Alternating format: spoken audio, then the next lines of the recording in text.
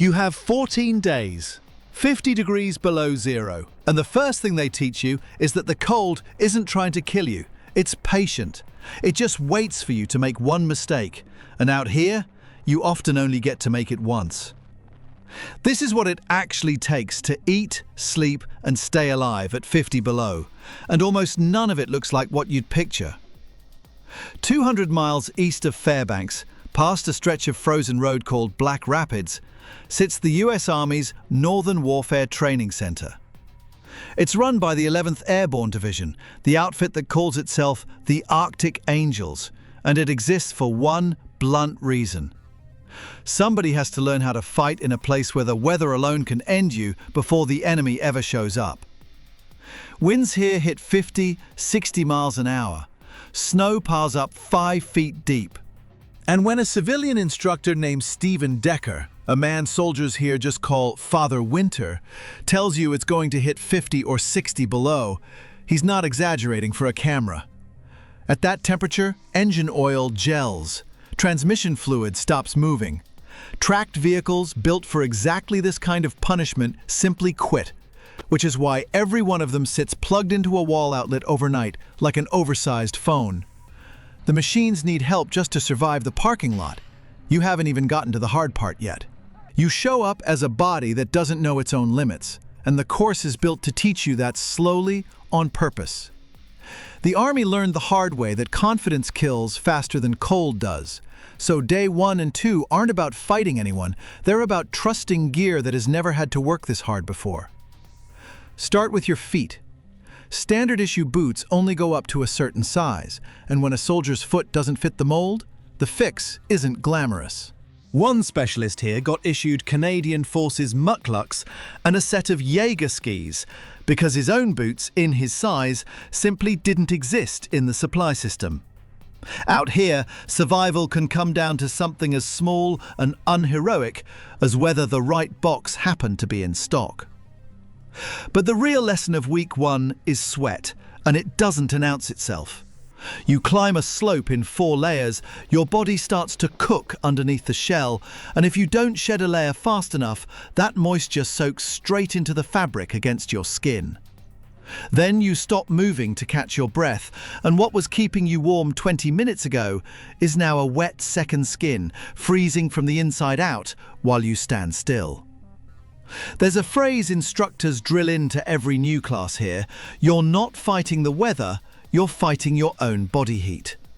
Get that wrong on day 2 and you've compromised your equipment's ability to protect you, with 12 more days still on the clock, and no dryer for 400 miles. By now your hands have stopped shaking from the cold, but only because they've gone slightly numb, and you've started noticing things day 1 never taught you. The way frozen air scrapes the back of your throat on a hard climb.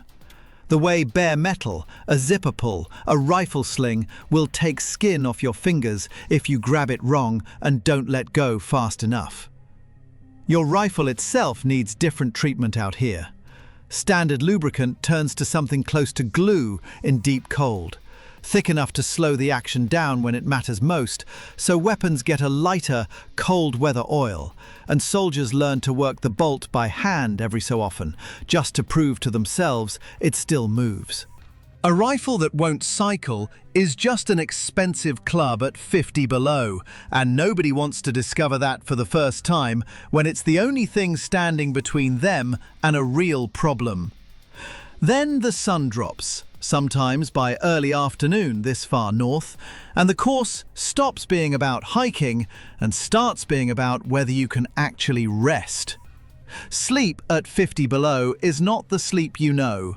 Your bag is rated for it on paper, but rated and comfortable are two very different promises. You climb in wearing only dry layers because wet ones will freeze into a shell by morning. You drag your boots inside the bag with you, not out of laziness, but because leaving them outside means forcing a numb foot into a block of frozen leather at 4 in the morning, and that's how a soldier loses a toe before breakfast. Your water bottle comes in too, upside down, because ice forms at the surface first, and you'd rather that layer sit at the bottom than seal the opening you actually need to drink from. Every night you're solving a small physics problem just to earn a few hours of unconsciousness. You'd think after nights like that, the body just shuts down and refuses to keep going. It doesn't. It adapts fast. And that adaptation is its own kind of remarkable. Soldiers who came in soft 2 weeks earlier start moving through the routine like it's ordinary, because at some point exhaustion stops being an event and starts being a baseline. But adaptation costs something, and the bill always comes due at the chow line. Because staying alive at 50 below is not a mental exercise first, it's a caloric one. Your body is burning fuel around the clock just to hold its core temperature steady, whether you're marching 8 miles or lying dead still in a bag.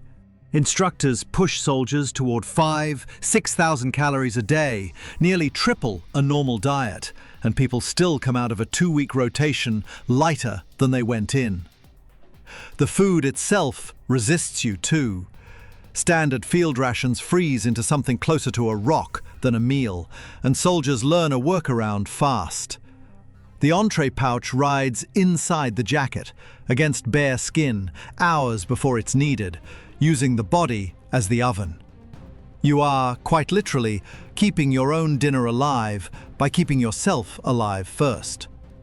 Forget that step, leave the pouch buried in your pack, and what you're holding at chow time is a block of ice with a barcode on it. Water is its own quiet trap.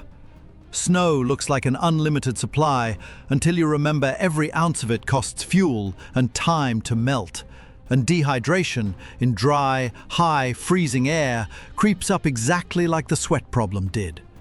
Quiet, then sudden. A soldier who feels fine at noon can be stumbling over his own boots by 4, and by then the fix takes far longer than the ounce of water it would have taken to prevent it. So by the second week, you're not the same soldier who showed up. You've learned to manage your layers, your bag, your calories, your water discipline, one small decision at a time. What training can't fully hand you is the part that comes next. The isolation and the judgment calls that ride on top of it, hour after hour, with nobody checking your work. Here's the detail nobody puts in the recruiting footage, and it's the one every soldier who's rotated through here recognizes instantly. At night, inside that bag, you don't get up when nature calls. Getting up means breaking the seal on hours of trapped body heat and stepping into air that will make you pay for the interruption immediately. So soldiers keep a designated bottle right there inside the sleeping bag with them and use it without ever surrendering the warmth it took all night to build. It sounds almost funny until you understand the math behind it.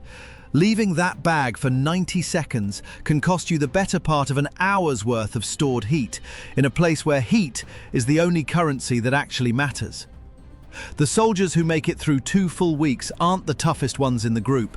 They're the ones who stop being embarrassed by whatever kept them warm. There's a hygiene cost too, one that rarely makes it into any pitch for this job. You don't shower for days out here. Melting enough snow to wash with is melting snow you needed to drink, so the math never works in favor of clean. Everyone smells the same after 4 or 5 days, which somehow makes it easier, not harder, because there's no one left to be self-conscious in front of. What's harder is the quiet. Not silence exactly. Wind never really stops moving through this terrain, but the absence of anything human. No traffic, no phone buzzing, no voice that isn't already inside your own squad. A soldier can go a full rotation without hearing anything that wasn't said by someone they already know, and that isolation does something to the mind that the cold alone doesn't. It makes small problems feel enormous, and it makes enormous problems, the kind that actually threaten your life, feel strangely routine, because by day 9 or 10, routine is the only mode you have left. Staff Sergeant Michael Dameron, an instructor here, puts the whole philosophy behind this course about as plainly as it can be put. The cold doesn't care who you are, what your rank is, or how long you've been in Alaska. That's not a recruiting slogan, it's the entire reason this training exists in the first place. Rank buys you nothing against frostbite. Experience buys you margin, not immunity. A soldier on his 5th rotation here can lose the same finger to the same mistake a brand new private makes on his 1st. And the course is built to drill that humility into you before the environment does it for real and permanently. By day 10, 11, 12, fatigue stacks on top of cold, and cold stacks on top of isolation, and that combination, not the number on the thermometer, is where the actual danger lives. The temperature is just the price of admission. The real threat is a tired soldier convincing himself the extra 100 yards to shelter isn't worth stopping to put his mittens back on.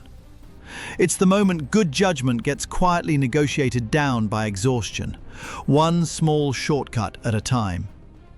Everything before that, the boots, the bag, the pouch against the chest, exists to buy you enough margin to survive that one decision, made at the worst possible hour by a version of yourself too cold and too tired to think straight anymore.